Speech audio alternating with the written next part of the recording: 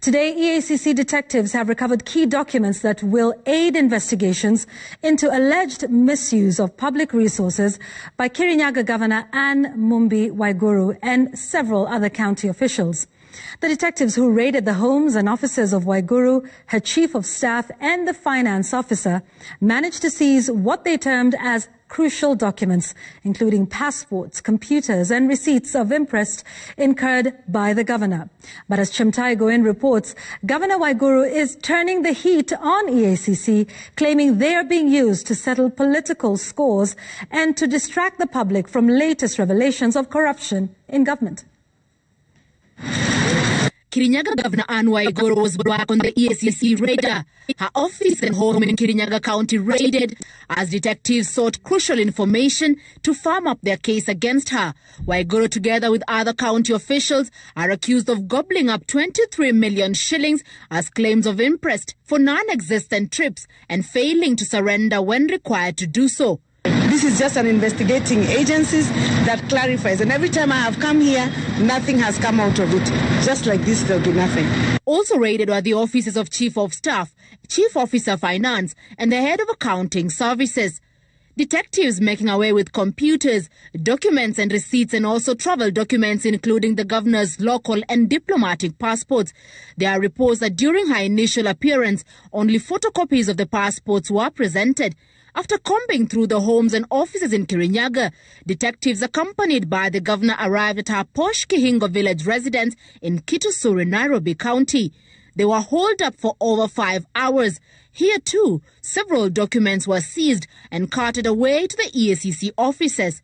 But in a statement to newsrooms, Waiguru accused the EACC of engaging in sideshows, politicking and image shaming, claiming she was being used as a decoy to cover up for reported grand corruption in the country, saying EACC should use the same zeal and energy to tame the runaway corruption in other sectors. Her statement appearing to be an indirect assault on the Ministry of Health officials following the recent expose over the missing COVID billions. She further questioned why the EACC had varied the travel imprest amount from 10 million shillings to 23 million and where the increase originated from. Waiguru, who has struggled to shake off the corruption tug, says her misfortune is part of attempts by her political opponents to damage her credibility ahead of the next general election.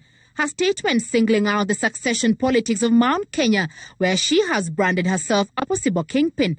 The raid comes a month after the county assembly impeached her over accusations of abuse of office, misuse of public resources, and flawed award of tenders.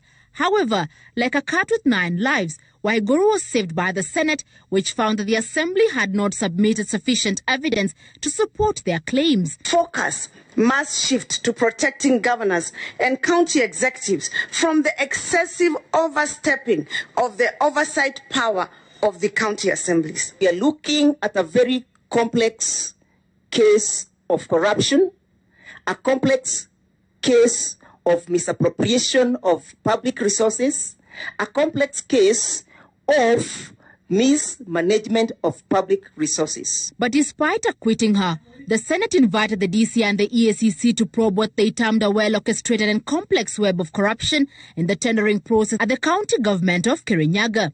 As Governor Anne Waiguru fights off the corruption allegations leveled against her, the burden of proof lies with the Ethics and Anti-Corruption Commission, which has intensified investigations into the Deming reports in order to find justice. Chimtai Goin, Citizen TV, Nairobi.